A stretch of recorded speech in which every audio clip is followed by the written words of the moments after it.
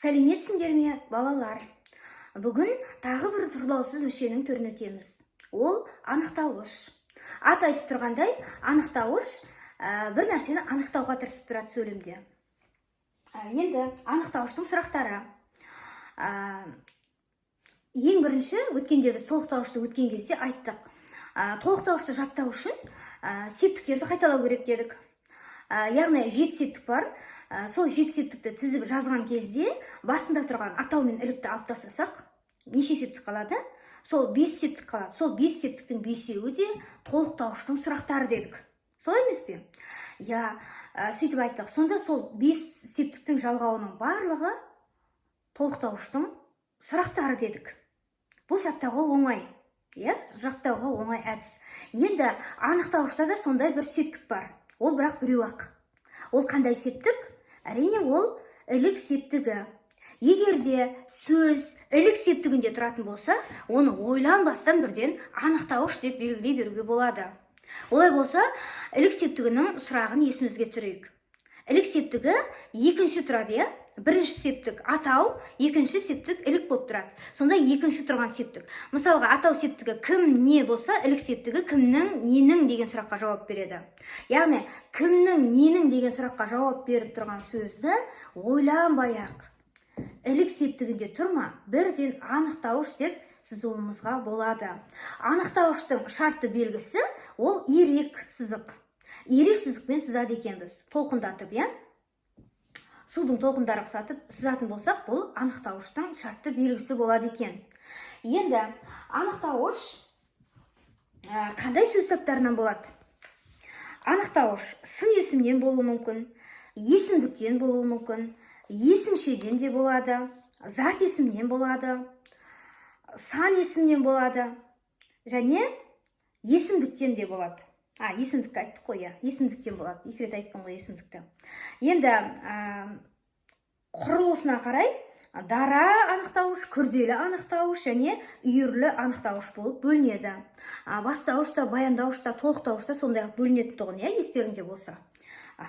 Олай болса, анықтауыш, ең алдымен анықтауыш зат есімнен немесе заттық ұғымда жұмсалатын сөз таптарынан болған мүшелерді сындық, сапалық, сандық, иелік жағынан сипаттап, анықтап тұратын мүше. Енді байланысу түрлеріне келетін болсақ, анықтауыштар өзі анықтайтын мүшемен қабыса байланысады, немесе матаса байланысады. Енді ілік септігінде тұрған сөздерді айтып көрейік. Мысалға, өзеннің жағасында, өзеннің деген анықтауыш болады. Нің деген ілік септігінің жалғауы тұр. Ілік септігінің сұрағына жауап беріп тұр. Қызылорданың қызы. Ненің? Қызылорданың. Бұл да анықтауыш болады. Енді анықтауыш бірдеңені анықтап тұрады дедік. Ол мысалға бір дәмін анықтап тұруы мүмкін. Ащы, тұщы, қышқыл деген сияқты, ыстық, мұздай деген сияқты. Қандай деген сұрақ қоямыз, Жақсы, жаман, тәрбиелі, тәрбиесіз дейтін болсақ, қандай деп сұрақ қоямыз, Қандай, қайсы, кімнің, ненің, қанша, неше, нешінші деген сұрақтарға жауап береді екен. Енді мен мына сөйлемдерді алдын ала жазып қойдым. Енді осы сөйлемдерді әдеттегідей талдап көрейік. Енді бірінші сөйлемге қарайық. Шоқпардай кекілі бар қамысқұлақ. Бұл ұлы Абай Құнанбаевтың өлеңінің бір жолы, бір жолы. Бір жол өлең. Енді шоқпарда кекілі бар қамысқұлақ. Бұл жерде құлақ дегенді біз не істейміз? Бұны біз баяндауыш деп сызамыз. Неге? Өйткені бұл баяндауыштың орны. Құлақ деген не деген сұраққа жауап беріп тұрғанымен, кім не деген баяндауыштың да сұрағы бар. Шоқпардай, қандай? Бұл бізде анықтауыш. Кекілі бар, несі бар? Кекілі бар. Бұл бастауыш. Қамыс құлақ, қандай құлақ? Қамыс құлақ. Бұл анықтауыш болады екен. Келесі сөйлемге қараймыз. Қасқырдың бұл қасқырдың бұл қылығын мазақтап, күле-күле екешкі қайтып келді. Қасқырдың кімнің? Мазақтап, не істеп? Баяндауыш. Қайтып келді, не істеді? Баяндауыш. бұл негізі құрмалас сөйлем екен, иә. Құрмаластың ішіндегі қасқырдың бұл қылығын мазақтап, күле-күле екешкі қайтып келді. Мазақтап болса, баяндаушы тиянақсыз болып тұр. Яғни бұл сабақтас сөйлемнің қатарына жатады. Күле-күле қалай, неше ешкі, қанша ешкі, екі ешкі, бұл қылығын, қай қылығын, қылығын деген толықтауыш, тура толықтауыш өткен табыс септігінде тұр деп екінші сөйлемді белгіледік, иә. Қасқырдың бұл қылығын мазақтап күле-күле екешкі қайтып келді. Құрмалас сөйлем барлығын талдадық. Келесі сөйлемге қараймыз. Ақ басты Алатаудың жамбылымын. Иә, Жамбыл Жабаевтың өзі айтып жатыр ғой.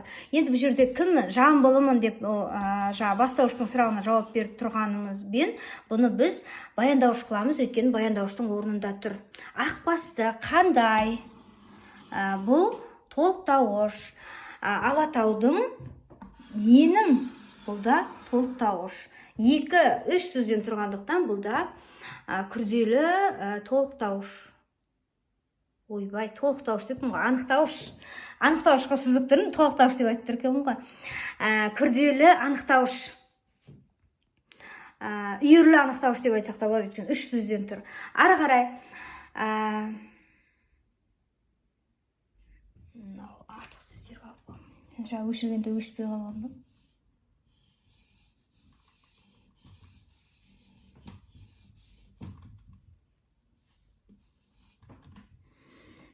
Келесі сөйлемге кеттік. Алмасы Алатаудың көпке мәлім. Әркімде тапқан шығар тәтті дәмін. Бұл өлең жолдары екен. Енді талдаймыз. Баяндаушын табамыз. Дәмін. Мәлім. Қандай сұраққа жауап бергеніне қарамастан сөйлемнің соңында тұр. Мына өлең жолы, мына үтірі, яғни құрмалас сөйлем болып тұр. Сондықтан екеуінде баяндауыш қылып сыздық. Алатаудың ненің? Бұл ілік септігінде тұрған анықтауыш. Көпке, кімге? Бұл бізде толықтауыш. Әркімде татқан шығар тәтті дәмін. Қандай дәмін? Тәтті дәмін. Анықтауыш. Әркімде. Кім? Әркімде татқан шығар.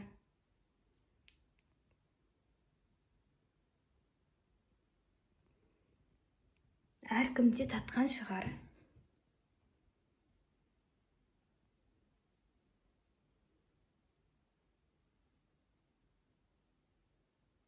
Қандай? Татқан шығар.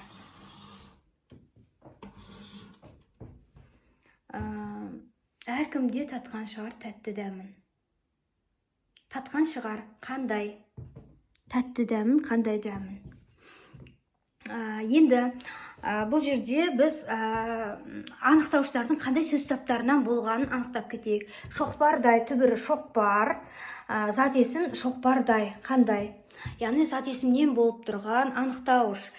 Келесі сөйлемге қараймыз. Қасқырдың, қасқыр деген зат есім, қасқырдың деген ілік септігінің жалғауы зат есімнен болып тұр. Бұл деген анықтауыш, бұл сілтеу есімдігі. Қайсы? Бұл, анау, мынау дегенде указательное местоимение бұл да. Қамыс, қандай? Бұл да зат есімнен болып тұр. Келесі мазақтап күле-күле екі ешкі. Қанша, неше деген сұраққа жауап беріп тұр. Бұл да сан есімнен болған анықтауыш. Келесі сөйлем ақ басты, ақ қандай? Бас деген зат есім. Мынау ақ деген сын есім, бас деген зат есімнен болған. Алатаудың, алатау деген зат есімнен болған анықтауыш. Келесі сөйлем алатаудың, бұл жерде де алатау деген зат есімнен болған. Алмасы, несі, мына қалып қойыпты ғой. Алмасы, несі, бұл бастауыш. Бастауышты тастап кетіппін, байқамай қалыппын. Татқан шығар тәтті дәмін. Тәтті деген қандай? Бұл жерде де сын есімнен болған анықтауыш. Татқан шығар. Бұл жерде татқан деген етістік, шығар деген есімшеден болып тұр. Келесі сөйлемді талдайық. Мына кішкентай тақтаға да жазып қойған екен, ұмытып кеттім ғой. 25 қарашада 13-30 тиражы өткізіледі. Не істейді? Өткізіледі. Бұл баяндауыш. Не өткізіледі? 30 тиражы. Не тиражы? Қандай тираж? 30 тиражы. Қашан? 25 қарашада. Бұл бізде пысықтауыш болады. 13-ші, нешінші? Бұл бізде анықтауыш болады. Сенің баяндамаң бәрімізге ұнады. Не істеді? Ұнады. Не ұнаған? Баяндамаң.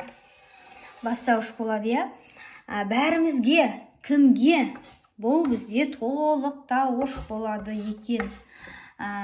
Бар септігінде тұр, сондықтан бұл жанама толықтауыш болады. Сенің, кімнің, сенің, бұл бізде анықтауыш болады. Енді анықтауыштардың болғанына, неден бұл, қай сөздавынан болып тұрғанына тоқталайық. Бірінші сөйлемде 13-ші санесімен болып тұр. 30, қандай? 30, не 30? Қандай 30? 30. Жоқ, қалай? 25 қарашада 13-ші 30 тиражы өткізіледі. Не өткізіледі? 30 тиражы. Тиражы. Қандай тираж? 30 тиражы. Бұл жерде 30 сатесімен болып тұр екен. Сенің баяндамаң бәрімізге ұнады. Сенің, кімнің? Бұл анықтауыш. Сен деген есімдік, яғни жіктеу есімдігінен болып тұр. Есімдіктен болған анықтауыш дейміз. Енді балалар, анықтауыш онша қиын емес. Анықтауышты табу ондай қиын емес. Енді әлде біз талдаулар жасап тұрамыз, сол кезде әлде білгенімізді одан әрі толықтыра түсеміз деген ойдамын. Сұрақтарың болса, комментарийге қалдырыңдар. Түсінбеген жерлерің болса, сұраңдар. Талдай алмай жатқан сөйлемдерің болса, сол сөйлемді жазып қойыңдар. Мен міндетті түрде сол сөйлемдерге талдау жасайтын боламын келесі сабақта. Лайк басыңыздар, комментарий жазыңыздар, қоңыраушаны басып қойыңыздар. Өйткені жаңадан видео салған кезде ең бірінші болып көретін боласыздар. Олай болса, іске сәт. Зейіндеріңіз ашылсын деп, мен сіздермен ертеңге дейін қоштасатын боламын. Сау болыңдар, балалар.